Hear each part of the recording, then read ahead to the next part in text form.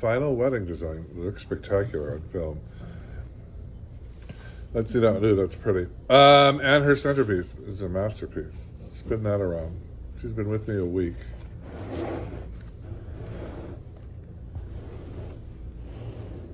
Beautiful. There's her bridesmaid's bouquet. That's very nice. And your centerpiece, give it a whirl.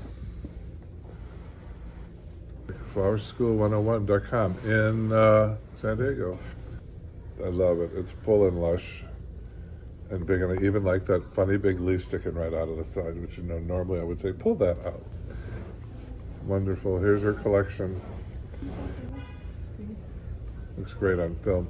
And bring her colossal centerpiece. She put everything but the kitchen sink in this one. This is a $300 centerpiece. How hard was that to do?